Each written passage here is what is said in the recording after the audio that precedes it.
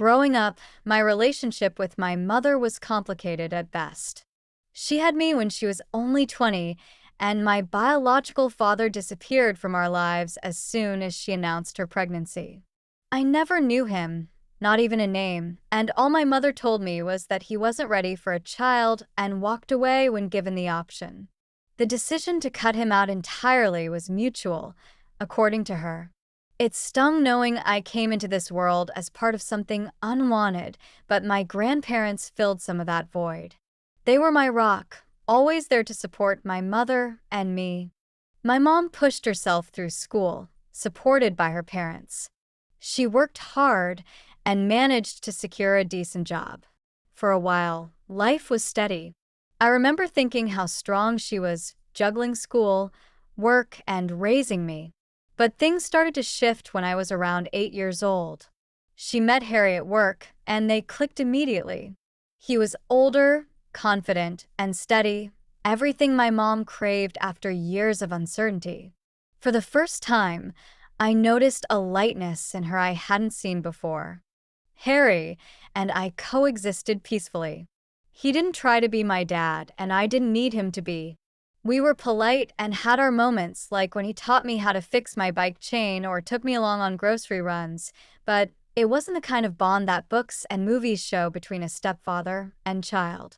I didn't mind. I figured not everyone was meant to have a perfect story. For years after their wedding, Mom and Harry had twins. The joy in our house was tangible at first. I was genuinely excited about having siblings. I helped with diaper changes and rocked them to sleep when Mom needed a break. But gradually, the atmosphere shifted. Mom seemed more distant, irritable when I was around, and Harry became less patient. I told myself it was just the stress of taking care of 2 babies. As the months passed, the subtle changes became stark. My mother's frustration turned to indifference, and Harry's warm tolerance dissolved into cold disinterest. I found myself alone more often than not, a shadow in a house that was increasingly consumed by cries, bottles, and baby toys. When I did try to interact with Mom, I was met with a sigh or an irritable wave of her hand. It was as if my presence had become an inconvenience. One evening, when I was 16, Harry and my mom sat me down for a serious talk. I could feel the tension before anyone spoke, the way their eyes darted to each other, how Harry's fingers drummed restlessly on the table. Mom took a deep breath, glanced at Harry, and said, "We need to talk about the future, about what's best for the family." The words tumbled out one by one, carefully chosen to sound reasonable, but failing miserably. They explained that with the twins, money was tight. Supporting everyone was too much, they said. I offered to get a part-time job, help cover expenses, even if it meant sacrificing what little free time I had between schoolwork and helping out at home. But Mom's response was sharp, leaving no room for hope. "We need to prioritize the twins. They need us more than you do." Her words stung like a slap, but they also brought a cold clarity. I wasn't just a lesser priority. I was an afterthought, a burden. Their plan was clear. They wanted me gone, not forcibly, but by making it so unbearable that I'd leave on my own. I nodded, my chest tight, and said nothing. What could I have said? That I loved them despite everything? That I wanted so badly to be part of this new family they had built? The silence that followed confirmed everything I feared. I packed my things that night, the sound of the twins' soft giggles drifting down the hallway as I zipped up my last bag. I went to my grandparents' house the next day. Their expressions fell when I explained why I was there, and though they were disappointed in my mother, they couldn't find it in themselves to sever ties with her. They had a connection to the twins to think about. Living with my grandparents was peaceful, but hard. They were aging, their steps slower and breaths more labored. I knew I couldn't rely on them for more than a roof over my head. I found a part-time job at a nearby cafe and juggled work with school. The days blurred together in a haze of exhaustion and routine, but I felt a strange sense of freedom. For the first time, I was taking control of my life, even if it was out of necessity. The rare times I saw my mom and Harry were at family gatherings. They would come over with the twins, who were growing fast and barely recognized me. Mom's eyes would flit past me as if I were just another face in the crowd.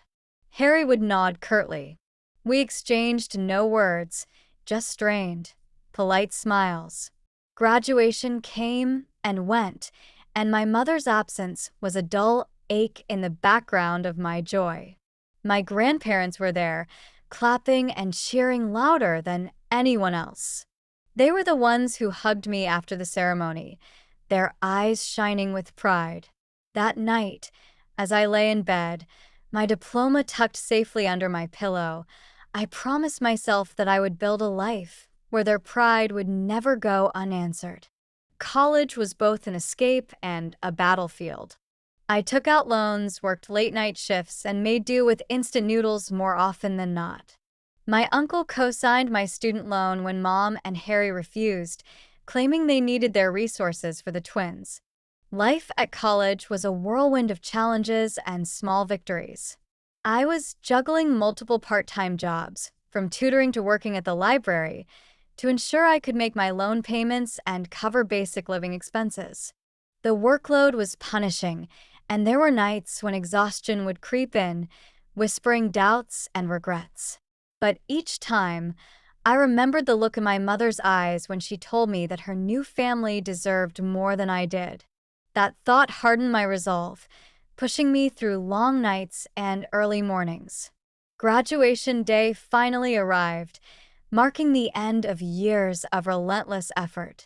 My grandparents were there again, their faces lined with joy and pride. The seats next to them, which could have been occupied by my mother and Harry, remained empty. I half expected my mother to at least send a message or call, but nothing came. It hurt, more than I wanted to admit, but I held my head high. I had done this on my own, and that made the achievement all the more valuable. After graduation, I threw myself into finding a job. The economy was tough and competition was fierce, but I managed to land a position at a mid-sized company. The pay was modest, barely enough to cover rent and loan repayments, but it was a start. I worked tirelessly, staying late, volunteering for projects, and proving my worth.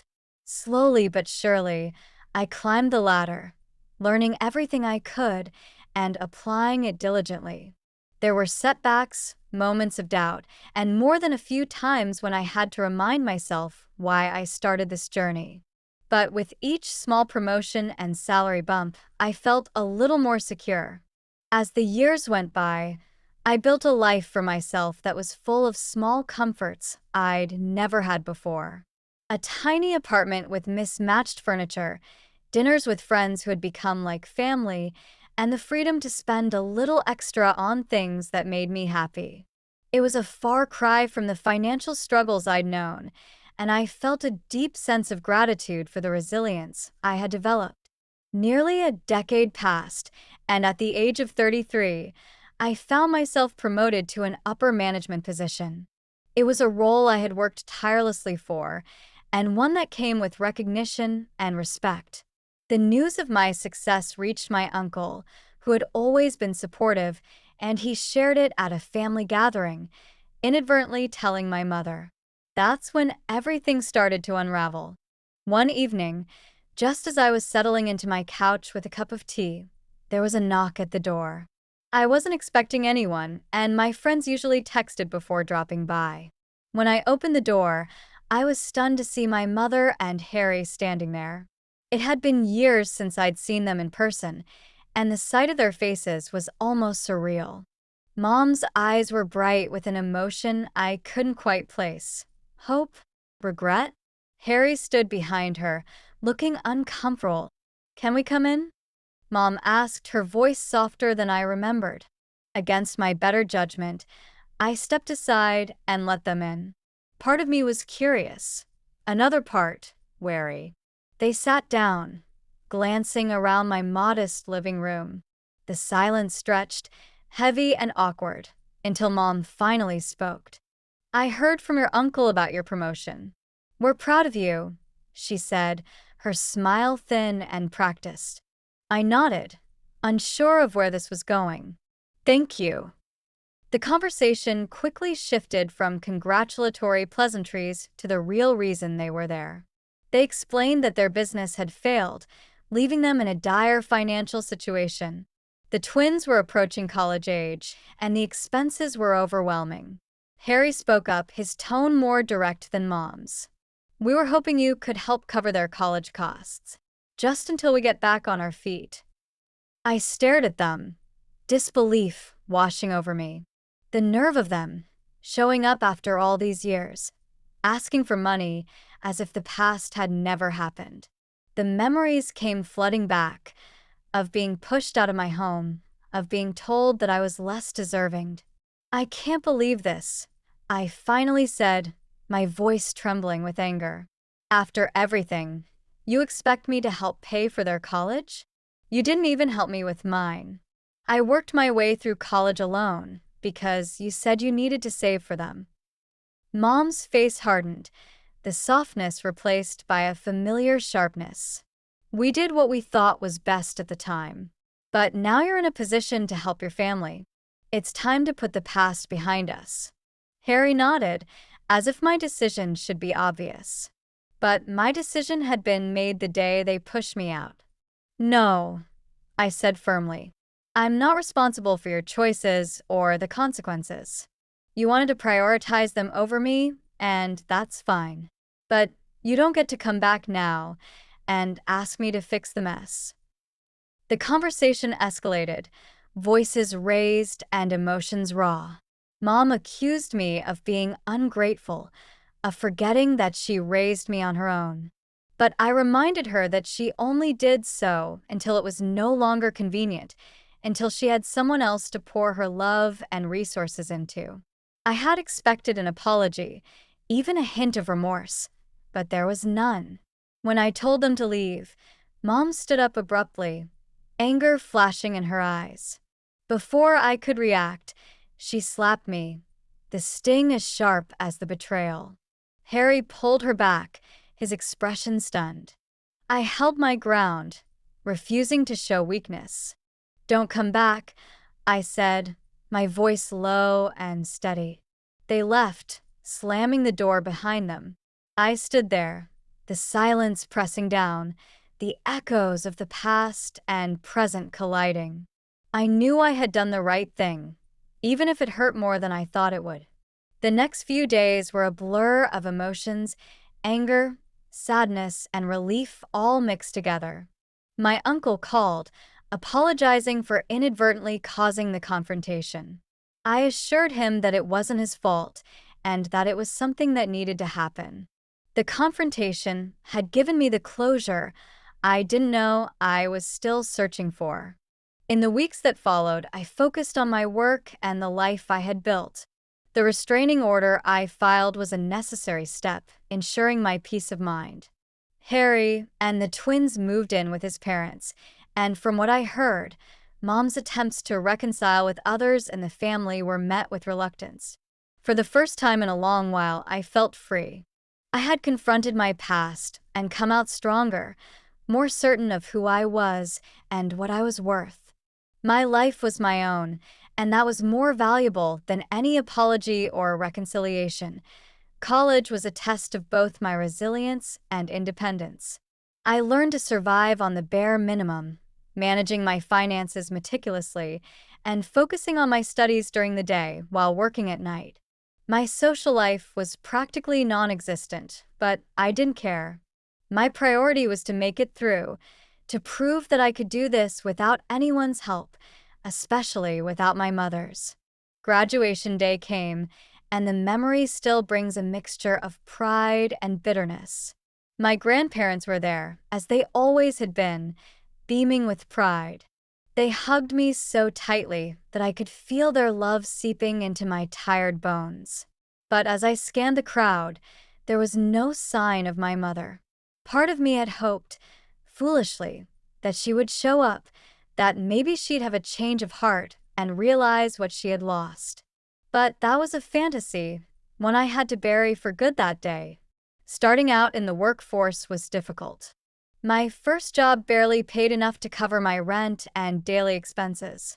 I rented a tiny, rundown apartment where the heater barely worked in the winter, and the sound of city traffic became my nightly lullaby. I kept working hard, pouring everything I had into my job, determined to build a life that I could be proud of. The early mornings and late nights, the skipped meals, and the moments of doubt were all worth it when I started to move up in the company.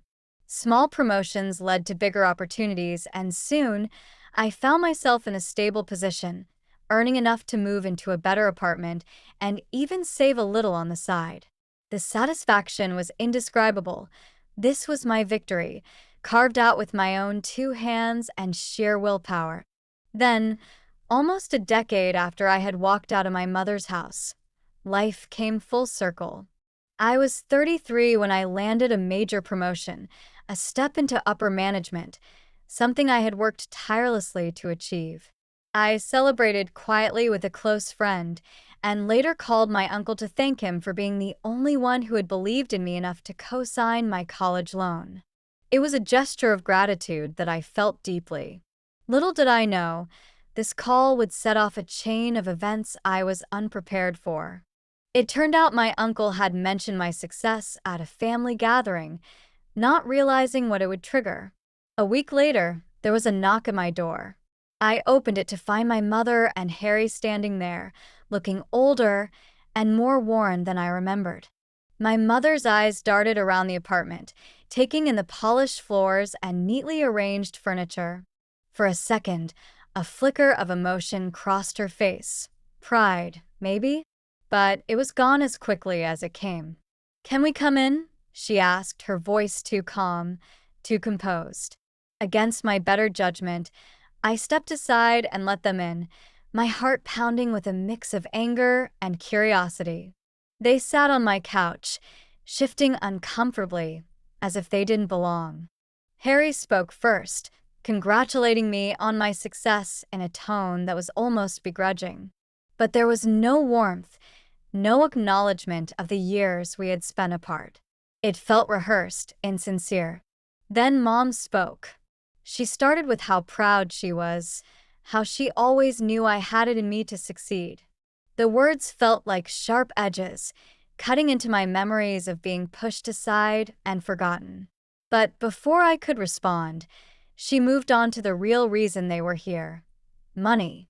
She explained how things had been hard for them, how their business had failed and they were struggling to make ends meet. The twins, she said, were now preparing for college and they needed my help. They needed my money as the days passed. The fallout from my mother's outburst began to show in unexpected ways. Harry didn't return home, choosing instead to stay with his parents and keep the twins away from the escalating tension. He was always a quiet man who avoided conflict, but it was clear that even he had reached his breaking point. My grandparents, who had always been supportive of me, reached out more frequently. They were appalled at my mother's behavior and lamented how things had spiraled so badly out of control.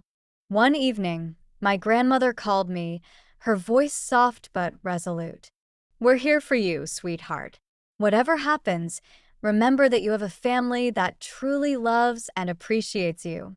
Hearing those words made me realize how important it was to cherish the relationships that truly mattered. I wasn't alone, and for the first time in weeks, I felt a sense of peace. With the restraining order in place, life began to settle back into a semblance of normalcy. I was able to focus on my work without worrying that my mother might show up unannounced, and I began to explore the idea of moving to a new place. The house I currently lived in held too many memories, both good and bad, but it was time for a fresh start, somewhere that symbolized a new chapter, free of the burdens of my past. A week later, I received a call from Harry. His tone was somber and weary. "I wanted to apologize," he began, sounding older than I remembered. "For everything. I didn't step in when I should have, and that's on me." There was a pause, as if he were gathering his thoughts. "Your mother is not well. I don't know what it will take for her to see that she needs help, but I want you to know that what happened wasn't your fault." I thanked him, feeling a strange mix of relief and sadness. Harry had always been a bystander in my life, someone who watched from the sidelines. His apology, though late, was still significant. It marked a turning point, not in our relationship, but in my understanding that sometimes people are just too damaged to change. Despite everything, I hoped that one day my mother would seek the help she needed. But whether she did or not, I knew that I couldn't be the one to save her. I had spent too many years trying to find validation from someone who was never willing to give it. Now it was time to move forward, to build a life based on the love and support of those who truly valued me. As I started packing up my belongings to move into my new home, I came across an old photo of me with my grandparents on one of our trips. I smiled, feeling grateful for the love they had shown me, even when things were at their worst. It reminded me that family isn't defined by blood alone, but by those who stand by you unconditionally. I was ready for this new chapter, one where I set my own terms and embraced the life I had fought so hard to build. My story wasn't just about surviving my mother's choices, it was about thriving despite them.